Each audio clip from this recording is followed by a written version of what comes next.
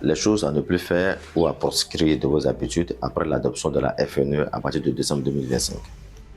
Alors, premier élément, c'est d'éviter d'éditer des factures à l'ancienne, des factures physiques. Donc, à partir de la date de mise en exécution.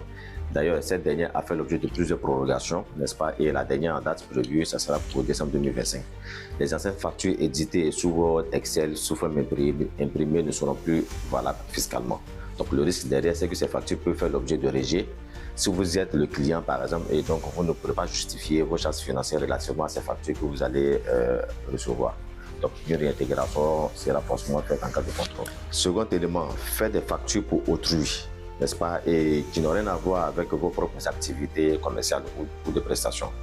Donc, en tenant à rendre service à un ami ou à un proche, on risque, n'est-ce pas, un retour de bâton qui peut impacter négativement votre trésorerie et mettre en difficulté financière ou administrative votre entreprise. Donc, faites beaucoup attention.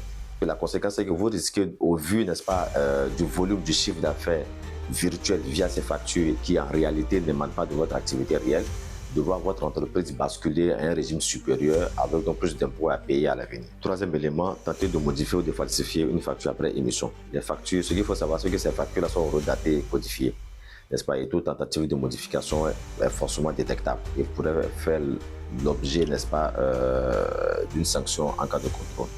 Donc la régularisation, par contre, peut se faire avec soit des factures complémentaires ou des factures d'avoir. Alors, quatrième et dernier élément, c'est de délivrer une facture hors du système légal, hors du système agréé. Donc, si vous générez une facture via un logiciel interne, mais qui n'est pas connecté à l'API DGI, ce ne serait pas intéressant. Voilà, ce qu'il faut savoir, c'est que même si vous utilisez votre propre logiciel comptable et que vous souhaitez continuer avec ce dernier-là, il va falloir faire l'interfaçage qui va se charger de pouvoir transférer vos informations de votre logiciel comptable vers votre base de données FNE. Ce qu'il faut retenir autour de tout ça, c'est que la FNE ne gère pas vos paiements, en tout cas pas pour l'instant. Voilà, et elle ne remplace pas non plus vos déclarations fiscales. Il s'agit d'une plateforme différente de celle dénommée e-impôt, qui elle gère tout ce qui est déclaration fiscale, les paiements et autres. En somme, la FNE peut paraître contraignante, n'est-ce pas, pour certains d'entre nous, je l'avoue. Donc je vous inviterai plutôt à avoir un regard au-delà de l'obligation, n'est-ce pas, de cette réforme-là. On peut quand même en tirer certains profits en termes de sécurisation, de crédibilité, n'est-ce pas, de nos entreprises et de clarté dans nos opérations financières. Mais aussi, je vois un outil, n'est-ce pas, qui pourrait aider davantage les propriétaires et chefs d'entreprise afin d'avoir un regard plus attentif et plus subtil des informations financières à partir de leur tableau de bord.